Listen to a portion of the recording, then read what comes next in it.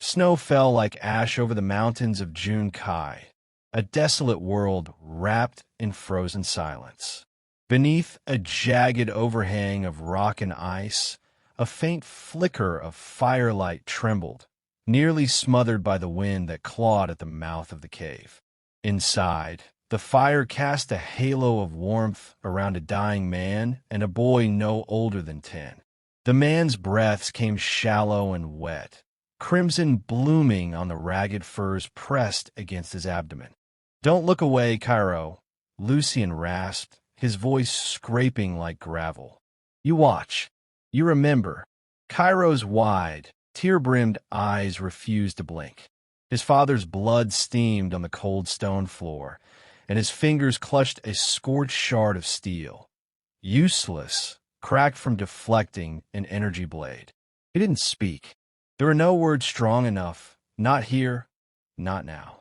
Footsteps echoed just outside the cave, crunching snow and metal joints. The boy flinched. Lucian's hand shot out, fast as ever despite the pain, and caught Cairo's wrist. "Run," he whispered. "Find erasure. He's the only one left." Cairo shook his head violently. "I won't leave you." "You will," Lucian growled, a final fire flaring behind his eyes. "You're a shadow, boy. My shadow. You slip past, you vanish, you survive." The crunching stopped. A hiss, then a soft electric hum, the power-up sound of an energy halberd. The boy stood paralyzed, staring at the cave's narrow opening. The silhouette appeared, tall, cloaked in plated armor and frost, two red lights glowing where eyes should be. A galactic slaver. Lucian grabbed a small remote from beneath his furs and thumbed a button. "Go!" The cave floor dropped out.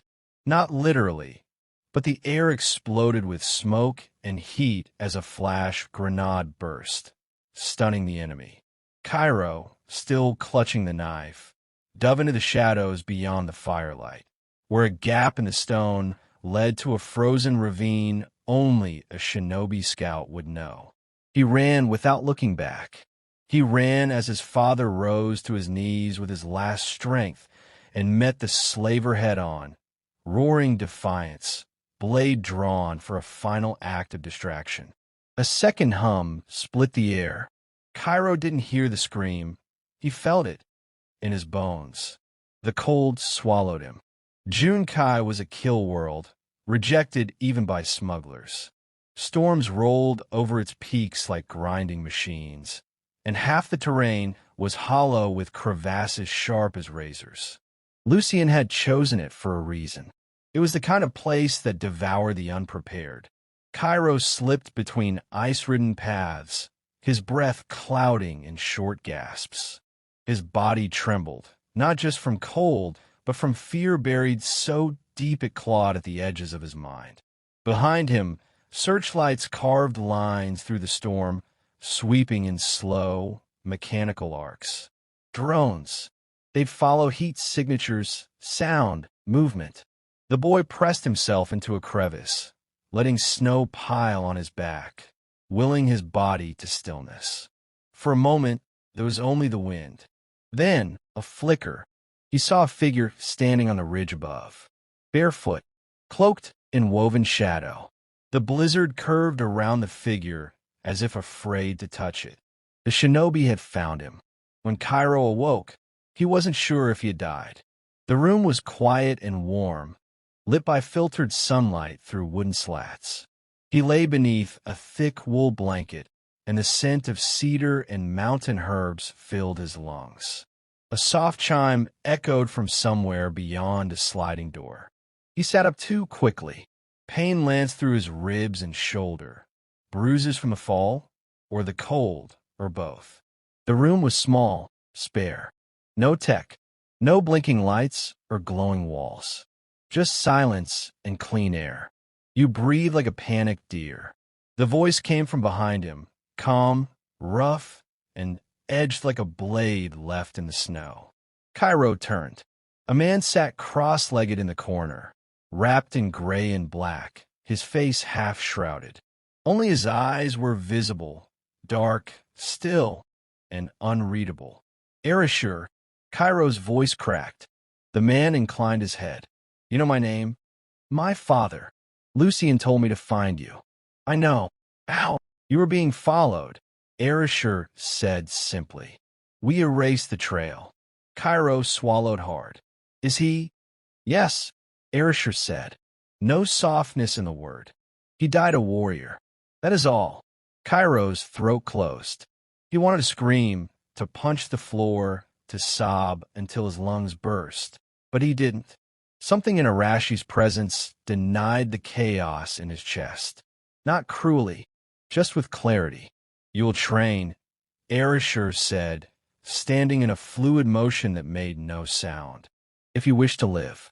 The Shinobi sanctuary sat deep within the forest of echoes, a cloaked valley veiled by sound-warping flora and illusion fields. To outsiders, it was myth. To slavers, untraceable. And to Cairo, it became a crucible. His days blurred, silent movement, breathing drills, blade forms practiced until his arms burned. He learned to walk without sound, to sleep with one ear open, to kill thought before action. Erasure rarely spoke, but when he did, every word cut deep. A true shadow does not hate. Hate is noise. You think grief is heavy. Try silence. You want vengeance. But vengeance is loud. Cairo listened, not because he understood, but because he wanted to. He dreamed of his father's scream, of the red glow in the slaver's faceplate. He held that pain close, hiding it behind silence. He failed, again and again, until one morning, Erasure placed a simple object in front of him, a broken halberd blade. Slaver tech, still sparking faintly with energy. Yours to destroy, Erasure said, but only when you are no longer ruled by it. Winter passed in a series of storms and stillness. Cairo grew lean, faster, stronger. He learned the rhythm of breath and death. He buried his fury beneath a mask of calm, just as Erasure did. But inside, something simmered. It finally cracked during a training match. He moved too fast, too wild. His strikes sloppy, his footwork loud. He screamed, not with his voice, but with his movement. Erasure disarmed him, twisted his wrist, and flung him to the ground with one fluid spin. You are not ready, Erasure said, his voice hard. You don't understand. Cairo spat, breath heaving. He was all I had. Erasure didn't move. And what would your father say now? Cairo blinked, fury faltering. He taught you to run, not to die. He sent you to me, not to grieve, but to survive. Erasure paused. I knew Lucian when he was like you. Angry, loud, but he learned. As you will. Cairo lowered his gaze, his fists trembling. I want to make them pay. Then be silent, Erasure said. And listen. That night, Cairo sat alone in the snow outside the sanctuary, watching the stars shimmer above the mountains. The galaxy stretched on, full of empires, slavers, fleets of horrors. He was just a boy, a ghost in the woods. But he had not died. His breath calmed. His hands, once shaking, settled in his lap. In the distance, a slaver ship passed overhead, searchlight scanning, but never seeing. Cairo didn't look up. He waited. He endured. And from within the forest, Erasure watched. His presence unseen, his approval unspoken. But in that stillness, something shifted.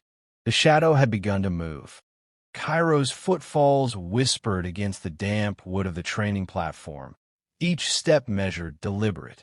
The morning mist clung to the valley like an old spirit, winding between cedar pillars and stone shrines, dulling every sound. High above, a hawk circled, unnoticed by the world below, but not by Cairo. He noted its path, its glide, the twitch of its wings in the current. Observation was the first law of survival. You hesitate, came Arashi's voice, dry and sharp as a blade drawn on bone. Cairo exhaled slowly and adjusted his stance, knees bending, back aligned, eyes forward. I didn't think he saw me, Cairo said. Thinking is noise. The hawk doesn't think. It watches. It acts. Erasure stepped into the circle, his form hidden in layers of gray that seemed to absorb the light.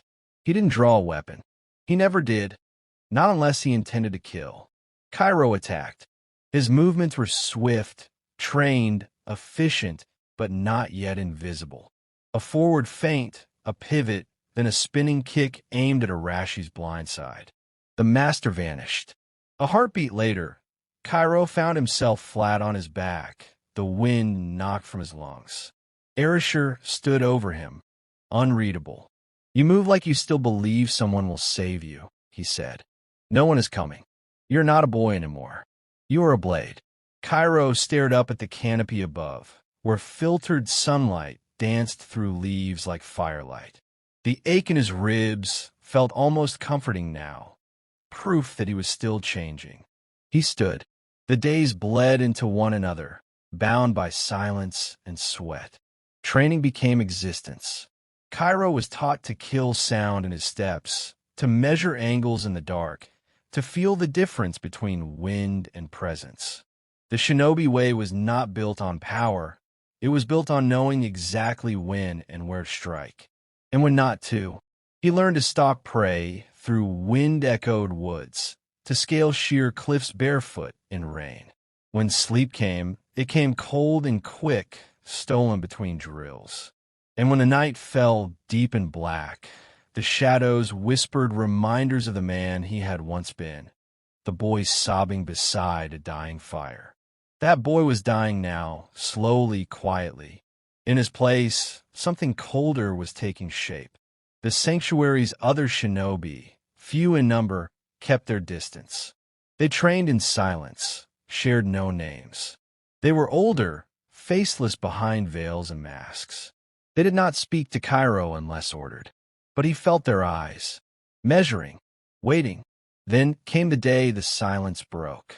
Erasure summoned him to the edge of the valley, where the forest grew thin and the barrier field shimmered like heat over the stone. Cairo followed his master's gaze. A blinking drone hovered in the distance, half a kilometer away, silent and watching. Far beyond, a small formation of slaver ships hung above the mountains, indistinct but unmistakable. They found us, Cairo whispered. No, Erasure replied. They're searching, but they will find us soon. The boy led them. I didn't mean to. Meaning is irrelevant. Survival is not. Cairo turned toward him. Then let me fight. You're not ready. I've trained every day for a year. I've buried the fear. I've silenced everything but the kill. You've learned to move, Erasure said, not looking at him, but not to wait. And you've learned nothing about patience. Cairo's fists clenched at his sides. Then teach me, he said, or let me die with purpose. Erasure glanced at him, eyes narrowing. You will have your test. Tonight. The mission was simple. Infiltration. A slaver scout post had been established 5 clicks east. Temporary, unfortified, but bristling with sensors and automated sentries. The shinobi had mapped it days ago, waiting for the right time to strike. Cairo moved with 2 others, silent, masked figures who didn't speak his name. They ghosted between trees, using scent-disrupting resin and light-bending cloaks. The terrain grew jagged, dead trees jutting like broken teeth. A decayed shuttle loomed in the clearing ahead, its hull scavenged and reinforced with slaver tech. Blue lights pulsed inside like a heartbeat. They stopped. The lead shinobi gave a gesture, 2 fingers raised, then curled. Flank and breach. Cairo nodded, his pulse calm. He circled wide, low to the ground, staying beneath the sensors. Every breath was measured. His feet barely touched the snow. Inside the camp, 2 slavers patrolled lazily, unaware. Their armor was ceremonial, more for intimidation than battle. No visors, No motion detection field. Cairo's blade slid free of its sheath with a sound like silk torn in water. He watched one step behind the fuel crate, waited, counted to 3. Then he moved. A flash of motion, a breath of wind, and the first slaver fell, throat opened.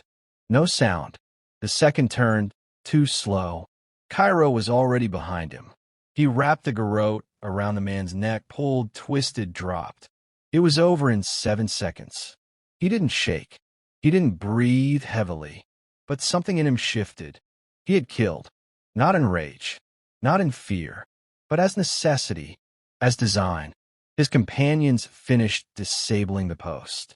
Silent explosions consumed the tech from within, leaving only blackened steel and smoke that vanished in a night wind. When they returned, erasure was waiting.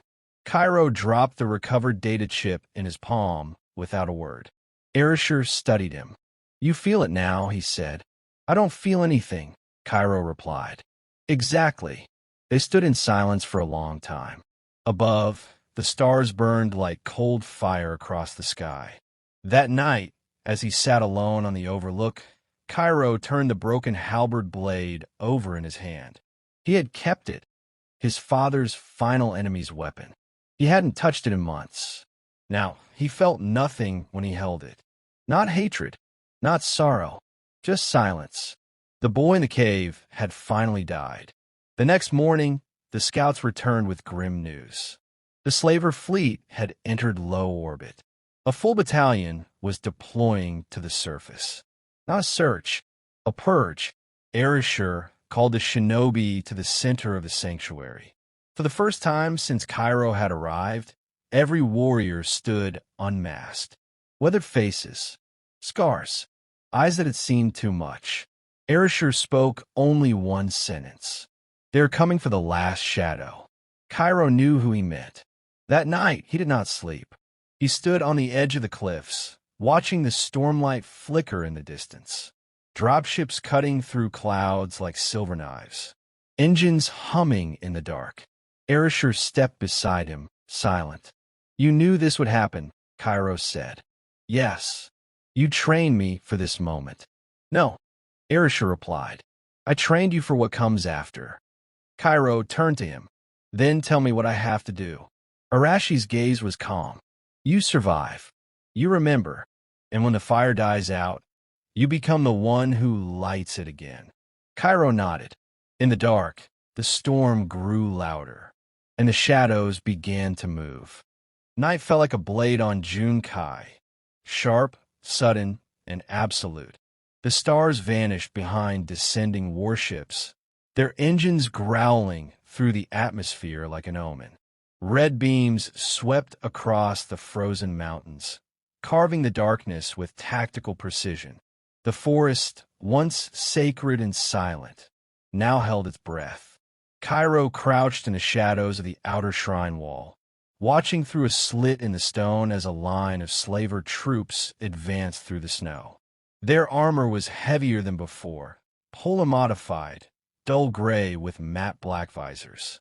No insignias, no hesitation. They moved in squads, disciplined and fast. Beside Cairo, Erasure stood still, hands folded behind his back, unreadable as ever. But Cairo felt it. Beneath the calm, the master was watching the pieces shift. A blade, waiting to strike. "They are not here to search," Erasure murmured. "They are here to burn." Cairo nodded once, already understanding. The sanctuary had been found. The last haven. Their time had run out. From within the shrine, the other shinobi moved into position. Ghosts in motion, each assigned to a flank, each with a purpose. They would not abandon their home, nor let its knowledge fall into enemy hands. "This will be our stand," Erasure said, "but it will not be yours." Cairo turned sharply. "What do you mean?" "You are not to die here," Erasure said, eyes like obsidian. "Your fight is after this." "Not now. I can fight. You will listen." It was not a shout, not a command, just a truth spoken with weight that could not be denied. "I taught you to survive. erasure said.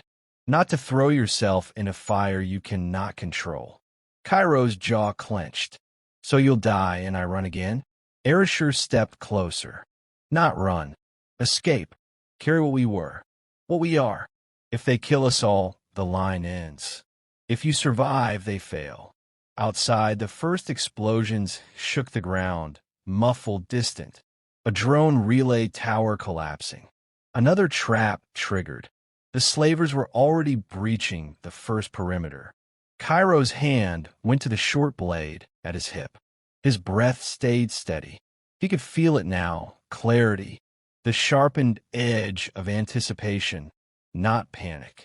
He was no longer a child of firelight and grief. He was the weapon erasure had forged.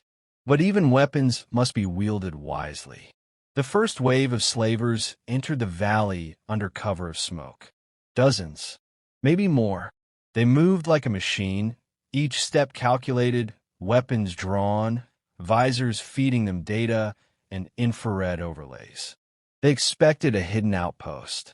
What they got was a kill zone. The shinobi struck from silence. Figures dropped from trees, blades singing through air. Arrows tipped with sonic disruptors embedded into armor joints.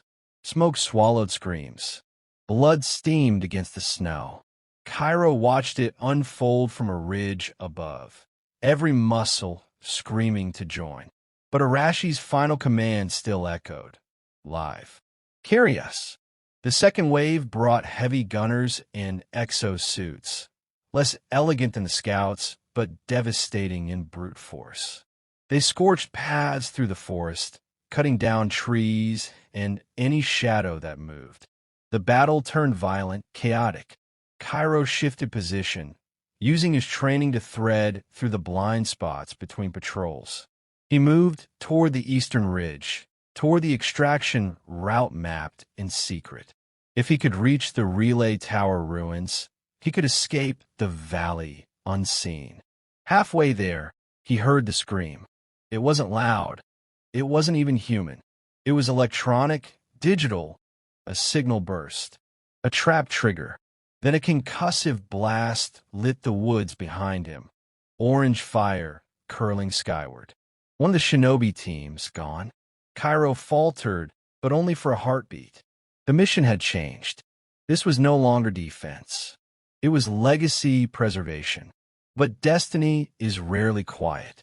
He reached the extraction point, a narrow ravine, shielded by rock walls and camouflage netting. A small crawler drone lay embedded in the ice, waiting.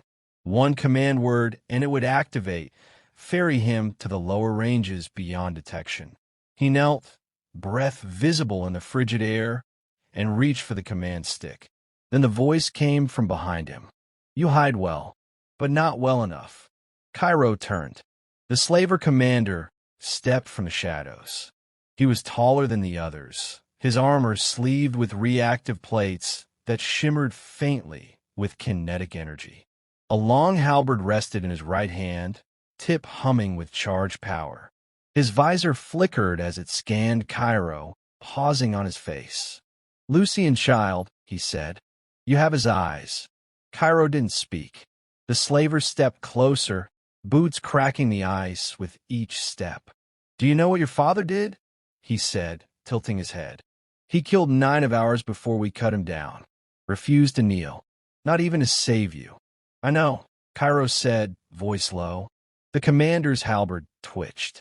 Then you understand why we must end you. Cairo drew his blade.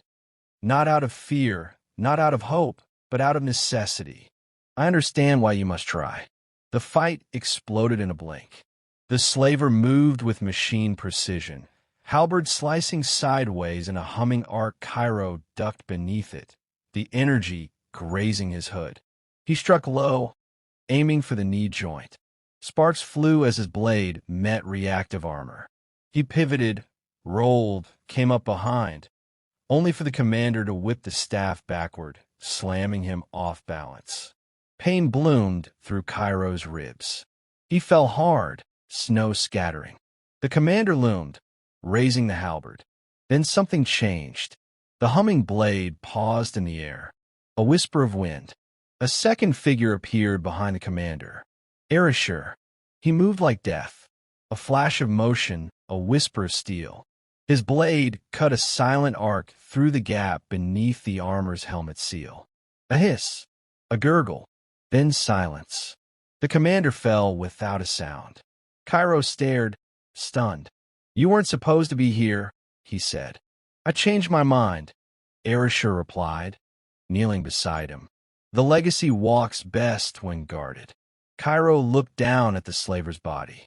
His breath shook, but only for a moment. "What now?" he asked. Erasure stood and extended a hand. "Now we end it." Dawn threatened the edges of the sky, a faint bleeding of pale amber beyond the mountains. Smoke veiled the valley below, curling from shattered trees and scorched stone like the breath of some dying beast. Cairo stood over the still form of the slaver commander, the metallic scent of blood laced into the frozen air. Erasure stood beside him, unmoved by the carnage, his blade clean but not untested. "We don't have long," the master said. Cairo nodded. His ribs ached. The pain was deep but manageable, no worse than failure would have felt. They moved swiftly down the ravine, ducking beneath broken branches, ghosting past heat sensors still pulsing red. The crawler drone remained intact, shielded by its own optical camouflage. Erasure activated its hatch with a spoken code. Cairo hesitated at the threshold. "Are we abandoning them?" he asked. "No," Erasure said. "We're preserving them." The hatch hissed open. Inside, a sleek console glowed faintly, displaying topographical data, threat zones, and extraction vectors. A network of beacons pinged across the map, flickering, fragile lights amid a sea of enemy movement. Cairo recognized some of the signals. Others had already gone dark. He stepped inside, eyes narrowing. "What's the plan?" Erasure gestured to the console. "I left contingencies, stashes, data caches, code your father once helped encrypt. The slavers came here to kill the knowledge. We'll scatter it instead. And the Shinobi, those who remain will hold. Some will fall, some will vanish, as they were trained to, but they'll know you lived." Cairo sat, strapping in as the drone shifted to life, the quiet hum of its core rising through the hull. The hatch sealed behind them, plunging the cabin in a silence broken only by distant booms echoing through the ground. The drone began to move, gliding through the ravine like a spirit leaving its tomb. They said nothing for a long while. Cairo watched the terrain shift beyond the reinforced viewport. Forests in flame, shattered watchtowers. The sacred valley reduced to a scar. His hands curled tightly in his lap. "I used to think revenge would be enough," he said at last. "That killing the ones who took my father would make it right." Erasure studied him, silent. "But that's not what this is anymore," Cairo said. "Is it?" "No," the master said. "This is legacy. Vengeance burns. Legacy endures." Cairo nodded. He finally understood. The drone traveled for nearly an hour before reaching the first signal tower. A remote relay hidden within an ancient ruin, its core buried beneath rock and overgrowth. They disembarked silently, working quickly. Cairo followed Erasure down a narrow shaft into the earth. Inside, rows of crystalline data spikes lined the chamber walls. Encoded history, battle records, shinobi scrolls, and forgotten human knowledge. This was not just escape. This was preservation. Erasure loaded one spike into the drone's central console. "You will take this to the archive world," he said. "Jun Kuro, deep in the galactic shadow zones. The slavers have no presence there." Cairo glanced at the spike. "And you?" "I will make sure the other caches are triggered.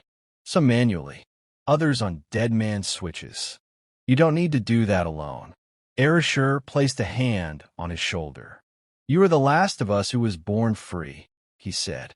You carry the memory of what they killed. Your voice will matter in ways mine never could. Cairo met his gaze. I'm not ready to be a symbol. No one ever is, erasure said. But you've already become one. The second strike came faster than expected. As they emerged from the ruin, the sky cracked open. A slaver gunship had locked onto their signal. Its engines thundered like gods of war. Twin plasma cannons lit the sky in lines of fire. The ground exploded to their left, tossing stone and smoke into the air. The drone was hit twice. It limped, smoldering, systems flickering. Cairo and erasure ran. They sprinted through the trees, breath in plumes, blades drawn not for war, but for survival. The gunship circled above, relentless. Another volley scorched the canopy. A tree ignited in blue flame. We can't outrun that, Cairo shouted. No, erasure said, tossing him a small obsidian cube. But you can. Cairo caught it, stumbling slightly. The cube vibrated in his hand, dense, humming with dormant power. An old Shinobi escape beacon, erasure said. Short-range teleport. One-time use. It'll take you to the secondary drone 2 clicks west. And you? Cairo demanded. Erasure smiled, faint but fierce. I'll buy you 20 seconds. Cairo's gut turned cold. You're not coming back, are you? Erasure paused, then said, I was never meant to survive this war, Cairo, only to raise the one who would. Before Cairo could speak again, erasure turned and ran straight toward the gunship. The beacon pulsed. Cairo clenched his jaw, whispered a single word, then activated the cube. The world twisted. Sound warped, vision bent, and in less than a blink, he was somewhere else. Kneeling beneath a ridge of obsidian stone, staring at a second drone cloaked beneath debris and moss. The silence struck like a hammer. He breathed once, steadying himself. Above him, in the distance, the gunship roared. Then came the explosion. Not one. 3. The sky lit with fire. No return signal. No escape beacon. Only silence. Erasure was gone. Cairo didn't weep. There was no room for it. The drone accepted his data spike, word to life, and punched its way into the stratosphere on a single, silent trajectory. As he ascended, the planet shrank behind him. Once a sanctuary, now a grave. But even in its destruction, it had fulfilled its purpose. It had made him. Cairo looked out at the stars, endless and cold. He could still hear Arashi's voice, not revenge. Legacy. He closed his eyes and whispered into the void, not for answers, but for promise. I will remember, and they will learn to fear what they've made. The stars did not reply, but in their silence he found resolve. Not the silence of defeat, the silence before the storm.